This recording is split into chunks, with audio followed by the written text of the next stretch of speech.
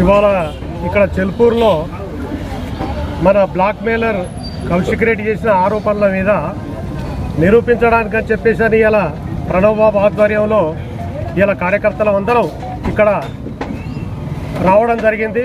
మరి నిన్ననే సవాలు విసిరినాము. ఇలా కౌశిక్ రెడ్డి రాలేదు. ఎందుకు రాలేదంటే ఇక్కడ కొత్త ఆయన బండారం బయటపడుతుంది. ఆయన ఏ దశలో ఎప్పుడెప్పుడు కాంగ్రెస్లో ఉన్నప్పుడు ఏం చేసిండు, ఉద్యమకారుల మీద ఏ రకంగా రాళ్ళేసిండు, ఉద్యోగాలు ఇప్పిస్తారని ఏ రకంగా డబ్బులు వసూలు చేసిండు, ఎంతమందిని మోసం చేసిండు అనేది బండారం బయటపడేటువంటి పరిస్థితి ఇక్కడ.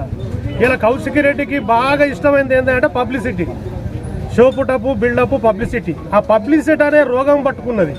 అంతకుముందు ఈటల రాజేందర్ మీద విమర్శ చేసి పబ్లిసిటీలోకి వచ్చిండు. ఇవాళ బీసీ నాయకుడు పొన్నం ప్రభాకర్ గౌడ్ గారి మీద ఇవాళ ఇటువంటి ఆరోపణ చేస్తే రాష్ట్రం మొత్తం మీద పబ్లిసిటీలోకి వస్తా.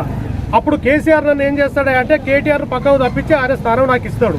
ఇలా తెలంగాణను ముంచి దోచిన లక్షల కోట్ల రూపాయలలో కూడా వాటా ఇస్తాడేమో కేసీఆర్ అని ఆశ పెట్టుకొని కౌశిక్ రెడ్డి ఈ రకంగా పబ్లిసిటీ కొరకు ప్రయత్నం చేస్తాడు. బీఆర్ఎస్లో 2వ స్థానం కొరకు ఆయన కేటీఆర్ స్థానం కొరకు ఆయన పోటీ పడతాడు. ఇవాళ అదే క్రమంలో పిచ్చిలేసి ఇవాళ బీఆర్ఎస్ నుంచి కాంగ్రెస్ పార్టీలోకి వచ్చేటువంటి ఎమ్మెల్యేలు ఏమంటున్నాడా అంటే మీ బండారం, మీ అవినీతి, మీ చరిత్ర అంతా నా దగ్గర ఉన్నది, ఎవరు కాంగ్రెస్లో చేరినా కూడా నా సాగరంగా మీ సంగతి చూస్తామని చెప్పేసి అంటాడు. అంటే ఇవాళ బీఆర్ఎస్లో ఉన్న ఎమ్మెల్యేలంతా అవినీతి పరులు, తెలంగాణను దోషిండ్రు, వాళ్ళ సీక్రెట్స్ అన్ని కేసీఆర్ దగ్గర ఇలా ఈ కౌశిక్ రెడ్డి దగ్గర ఉన్నాయని చెప్పేసి అని ఇండైరెక్ట్గా అంటాడు. మరి ఇవాళ బీఆర్ఎస్లో కొనసాగుతున్న ఎమ్మెల్యేలు వాళ్ళే అర్థం చేసుకోవాలి కౌశిక్ రెడ్డి పోకడ ఏ రకంగా ఉన్నదో. అది వాళ్ళను కూడా పొందబెట్టేటువంటి పరిస్థితి ఉన్నది. ఇలా ఇదే విధానం కొనసాగితే రేపు కేసీఆర్ను కూడా నువ్వు దిగు నేను ఎక్కుతా నీ కూర్చో అని చెప్పేసేటువంటి అటువంటి ఆలోచనతో ఇలా కౌశిక్ రెడ్డి పోతాడు.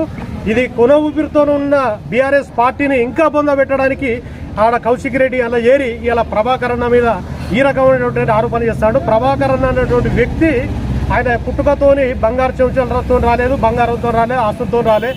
ఆయన ఒక సాధారణ రైతు కుటుంబం నుంచి వెళ్ళి ఇలా ఎన్ఎస్ఐ నాయకునిగా, యూత్ కాంగ్రెస్ నాయకునిగా, అంచెలంచెలుగా ఒక ఎంపీగా, ఇలా రాష్ట్ర మంత్రిగా ఇంకా ఎన్నో ఉన్నత స్థానాలకు పోయేటువంటి పరిస్థితి ఉన్నది. ఇది ఓర్చుకోలేక కేవలం బీసీ బిడ్డ అనేటువంటి కుట్రతోని కౌశిక్ రెడ్డి ఈ రకంగా దౌర్జన్యం చేస్తాడు. ఇదే విధానం కొనసాగితే కౌశిక్ రెడ్డిని ఖచ్చితంగా పిచ్చి ఆసుపత్రిలో జాయిన్ చేసినటువంటి పరిస్థితి ఉంటుందని చెప్పేసి తెలియజేస్తున్నాం.